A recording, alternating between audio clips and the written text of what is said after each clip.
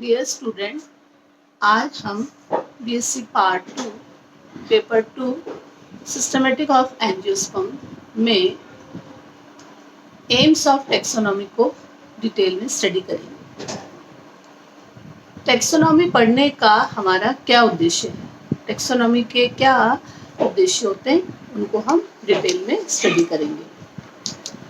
M of taxonomy first है उनकी plant की पहचान करना, यानी फर्स्ट है आइडेंटिफिकेशन करना। सेकंड उनका नामकरण, जो आपने पहचान लिए हैं पौधे, उनका नॉमेनक्लेचर करना, जिसको हम नामकरण कहते हैं। और थर्ड एम जो है वो है क्लासिफिकेशन, यानी अब उसका उन पहचान किए गए पौधे जिनका नामकरण आपने कर लिया, उनका वर्गीकरण करना और फिर उनका डॉक्यूमेंटेशन करना। ये दोनों, ये चार चीजें, जैसे पहचान है, आइडेंटिफिकेशन है, नॉमेनक्लेचर है, क्लासिफिकेशन और डॉक्यूमेंटेशन, ये आर्टिफिशियल और प्राकृतिक वर्गीकरण में ऐसा ये सब चीजें की जाती थी।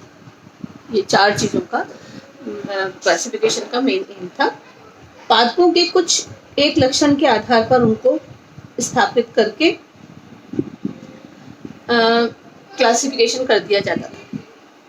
वर्तमान में अब जो है वो इन चार के अलावा प्लांट के क्लासिफिकेशन के और क्या बेसिस हैं, वो है वर्तमान में नई जानकारी, उनका अन्वेषण मतलब अनुसंधान या एक्सप्लोरेशन करना, उनका आकलन करना और अत्याधुनिक तकनीकी द्वारा उपलब्ध जानकारी, यानी डाटाबेस के द्वारा, कंप्यूटर्स के द्वारा बहुत सारे जितने प्लांट्स ले लिए, उनके सबके करैक्टर्स को एक साथ ले लिया, फिर उनकी डाटाबेस कर लिया, फिर उनको मतलब ये तकनीकी यूज़ करके हमने नई जानकारी ली। उनको इन सभी जानकारियों की, यानी अनुसंधान, आकलन और अत्याधुनिक तकनीकी द्वारा उपलब्ध जानकारियों से पादपों को सही स्थान पर रखकर वर्गीकरण करना वर्गीकी का मुख्य उद्देश्य हो गया। मतलब ये सब था, ये सब चीजें जो थी, ये है जैसे हम फाइलोजेनेटिक सिस्टम में करते हैं। अब है उसके पश्चात फाइलोजेनेटिक सिस्टम और भी महत्वपूर्ण, यानी फाइलोजेनेटिक सिस्टम से पहले तक तो ये सब चीजें होती थी। उसके बाद अब जो है फाइलोजेनेटिक सिस्टम में अब क्या किया जाने लगा कि फाइलोजेनेटिक सिस्टम में पादपों में विकासीय प्रवृत्ति देखी गई, कि मतलब उसका इवोल्यूशन कैसे हुआ है, और देखी भी गई और समझी भी गई। तो प्लांट्स के नेचुरल रिलेशन को ध्यान में रखकर वर्गीकरण उपलब्ध कराना अब केवल उसका क्लासिफिकेशन का मेन बेस नहीं है, यानी केवल हम प्लांट के प्राकृतिक कैरेक्टर्स को आधार पर, मतलब केवल प्राकृतिक संबंधों को देखकर हम क्लासिफिकेशन नहीं करते थे, वरन प्लांट्स के ओरिजिन को देखते हैं, उनका इवोल्यूशन भी देखा जाता है, यानी विकास की प्रवृत्ति कि कहाँ से उसका ओरिजिन हुआ है, इवोल्यूशन कहाँ है, और उसके दूसरे कारणों पर भी प्रकाश डालना होता है। इन सभी आधार पर फिर उनका आइसोलेशन किया जाता है, फिर उनका स्पीसीशन किया जाता है, उद्भवन किया जाता है।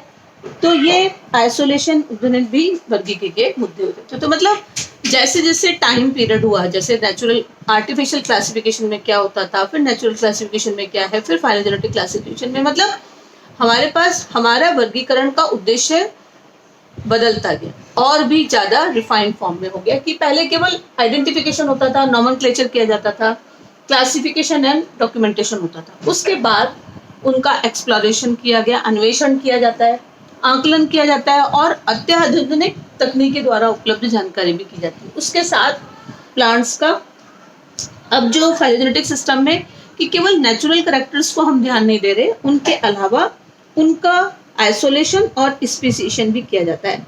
तो इस प्रकार से जो वर्गीकी, जो टेक्सोनॉमिस्ट हैं, वो सभी सोर्स से जानकारी प्राप्त करके डाटाबेस के रूप में सभी पादपों से संबंधित एक विशेष पद्धति द्वारा विभिन्न आंकड़े को उपलब्ध कराता है। तो इस प्रकार से टेक्सोनॉमी के अंदर अब हमारे पास और भी जो उद्देश्य हो गए, वो हो गए कि वर्गीकी के निम्न चार मुख्य उद्देश्य कंपोनेंट्स शामिल हुए। जीव का तुलनात्मक अध्ययन किया गया, यानी अब उसमें क्या है, उनका जीवों का कंपैरेटिव स्टडी भी हो गई, कंपैरेटिव स्टडी हो गई।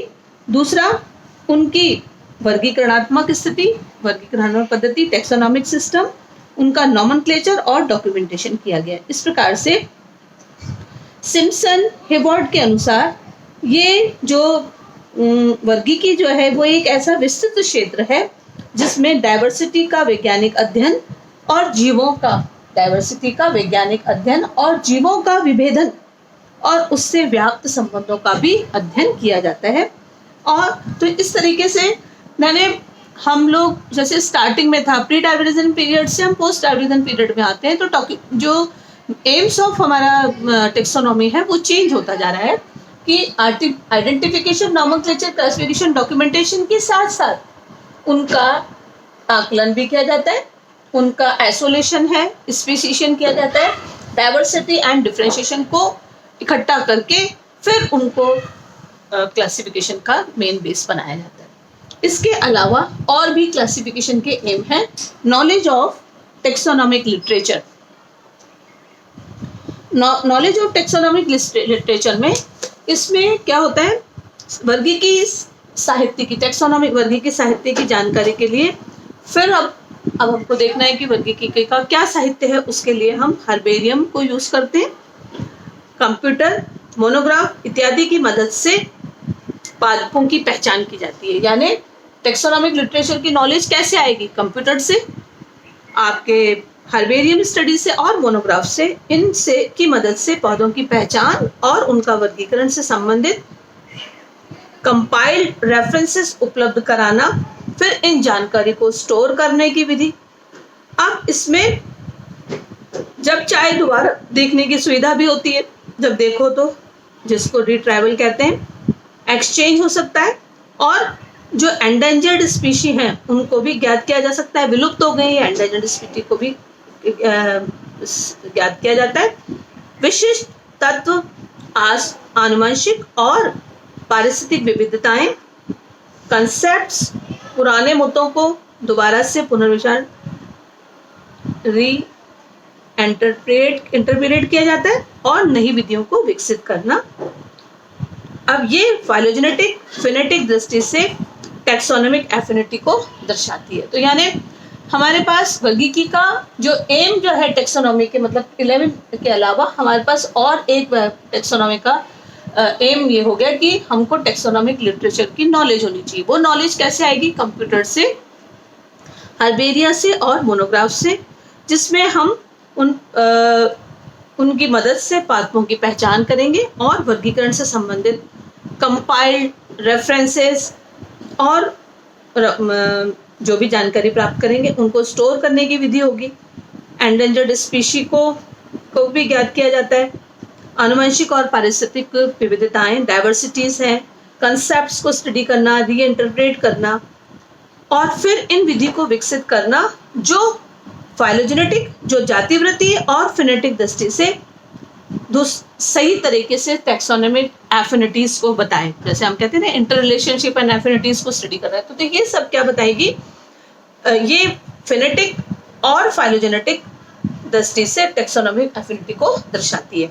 इसके अलावा रूपांतरित लक्षणों पर, to study the modified characters and taxonomic affinity, पादपों में मॉडिफिकेशन इन कैरेक्टर्स, पादपों के अंदर रूपांतरित लक्षणों के रूपांतरण तथा विकासीय परिवर्तनों को ज्ञात करके उनको सीक्वेंस वाइज, उनको एक क्रमानुसार पादप जगत के विकासीय इतिहास को पुनर्निर्मित करना। ये भी हमारा टेक्सोनॉमी का एम है कि जो लक्षणों में रूपांतरण हो रहे हैं और उनके विकासीय परिवर्तन मतलब जैसा जैसा विकास के अकॉर्डिंग क्या होगा, चेंजेस आते रहते हैं, तो लक्षणों में रूपांतरण होगा, उनको एक सीक्वेंस वाइज सीक्वेंस वाइज रख के विकास के इतिहास को पुनर्निर्मित करना। कंप्यूटराइज्ड इंटीग्रेटेड टेक्निक द्वारा ऐसे वर्गीकरण को भी ज्ञात करना जिसमें इन समूहों में फाइलोग्राम द्वारा विकसित प्रवृत्तियां देखी जा सकें। यानी कंप्यूटर से उनको कंप्यूटराइज्ड इंटीग्रेटेड टेक्निक के द्वारा ऐसे वर्गीकरण को भी ज्ञात करना जिससे समूहों में फाइलोग्राम द्वारा विकासीय प्रवृत्ति देखी जा सके। मतलब उनके फाइलोग्राम बना लो, फिर उसमें देखो कि इनका इवोल्यूशन कैसे हुआ है। ऐसे फाइलोग्राम में लंबी शाखाएं जो होती हैं वो तो विकसित समूह को बताती है, जिनकी शाखाएं लंबी हैं वो बताएंगे कि ये एडवांस ग्रुप है, और जिनकी शाखाएं छोटी होंगी वो उनके प्रिमिटिव ग्रुप्स को इंगित करती हैं। इसी तरह से समूह विभिन्न प्रकार के बलून्स के रूप में भी दिखाए जाते हैं, और इन बलून्स फॉर्म में है तो उनको बबल डायग्राम कहते हैं। ये प्रत्येक बबल वो क्या बताएगा, एक समूह की जाति की संख्या के बराबर होता है। जितने नंबर ऑफ बबल्स होंगे वो उसकी स्पीशी के नंबर को बताएगा, इंडिकेट करेगा।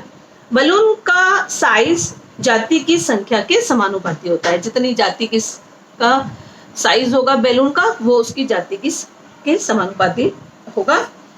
इसी उपलब्ध जानकारी को फिर इंटीग्रेटेड करके कंप्यूटर का उपयोग किया जाता है, और जितने भी इंटीग्रेटेड इंफॉर्मेशन हमको मिल जाती है उसी आधार पर, संपूर्ण समानता के आधार पर पादप को वर्गीकृत किया जाता है। तो ये हमारे, और फिर उनके बीच में टेक्सोनोमिक एफिनिटीज को देखा जाता है।